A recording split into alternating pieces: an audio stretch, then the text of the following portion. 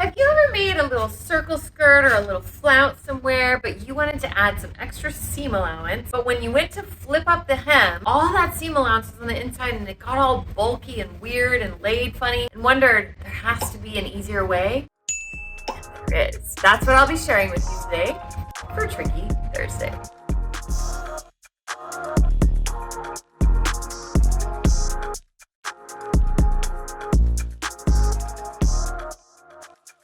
Welcome back to my channel. My name is Trisha Camacho. I am the owner of Creative Costume Academy. I call myself your pattern nerd friend. I am here to share my knowledge that I have learned through my 20 years plus experience making costumes for the live entertainment business. I also call myself a pattern nerd because I get super excited about sharing my pattern making tips. Today, for Tricky Thursday, I'm going to be sharing with you how to deal with those large hems when you're making a circle skirt or any kind of big flounce that you want to have more than, say, half an inch of a hem allowance on. We do this all the time in theater, and this is why I've heard about this trick, but I actually learned this from my grandmother when I was making something with a circular hem. I use it all the time. It's really simple and really easy, and it came in handy when I was trying to make big hems for theater. Now let's talk about why would you want to have 2, 3, 4 inches in your hem on a circle skirt?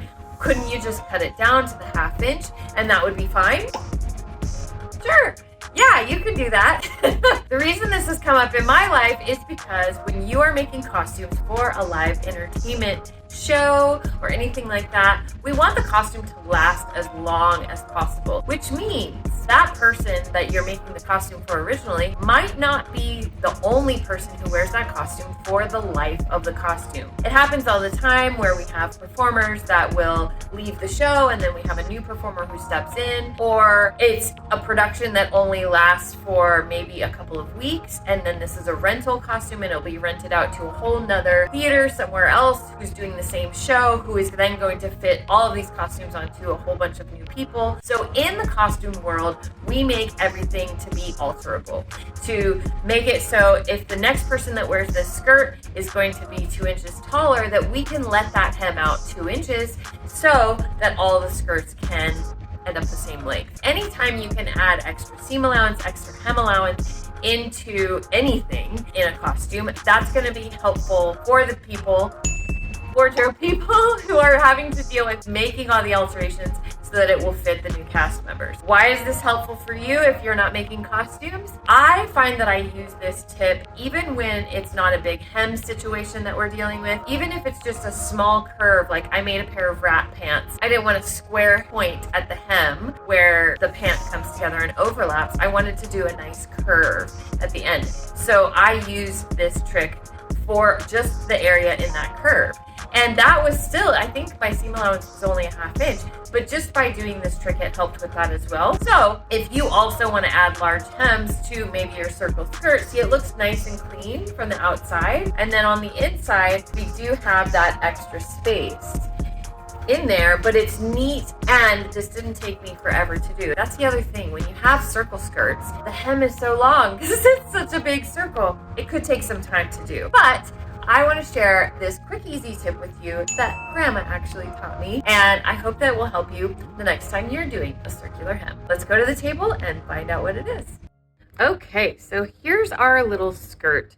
Now, because of my theater background and how I'm used to doing things, I would put a big hem on this just so we can let it out. Maybe we're going to have a bigger or shorter person. So you can maybe see my little 2-inch mark, which on a full-size person would be 4 inches, and that is not out of the realm of possibilities. But if I were to fold this up along that line, you can see that it's very hard to get this bigger curve into the body of the skirt. So there's a couple different ways that you can do this, and you saw in my example from the intro that it didn't look all messy. So you could just serge along the whole edge, overlock along the whole edge of the skirt, depending on what this material is made out of. That's one way to do it. And then we'll get into my next trick about making this fit neatly within that body of the skirt.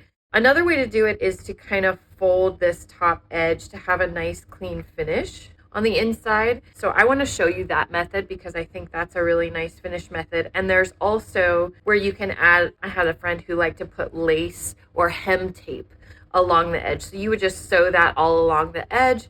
And then when we get into my next tip here, then you would do that with the lace edging. So let's do it this way. I wanted to just explain those 3 ways, but I would like to fold this edge and give us a nice clean edge. So what I would do for that is I would do a basting stitch all the way around at like 1/4 of an inch. So I'm going to do that now. Ready? So now I have this stitch line all the way around. Now this is an extra step and you can totally skip this step if you overlock. I just wanted to show you this as well. Now that I have that, I am going to iron this. Having the stitching line there makes it a little easier to iron. So I'm going to iron this up all the way around. Ready? Now I've got this hem turned up by that 1/4 of an inch, but I still want to take up this full amount. Now you saw kind of what happens when we take up this amount. We start to have these little darts. I'm sure you've seen it before, or maybe you haven't, but it's very uneven and you have all this darting and maybe it doesn't look as nice on the inside. So I want to show you a different way.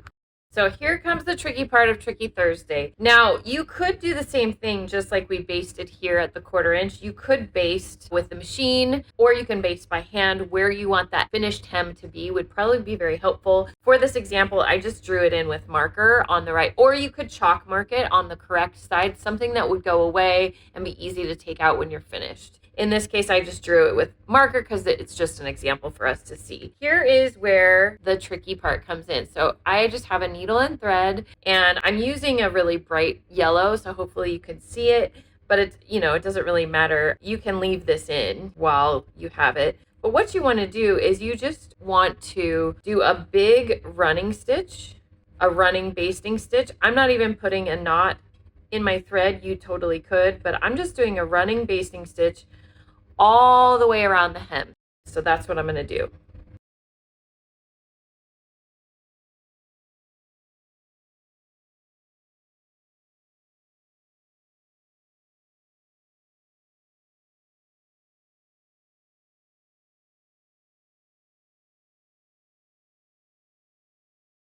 I'm going to go all the way around, but if this was a full size, a real person size skirt, you might want to do this part in sections. As we mentioned before, if we're folding up to where our hem wants to finish, like so, and you're going to iron it in place, we have all these funky darts, but by having this basting stitch in, do you see how I can easily get it to lay flat?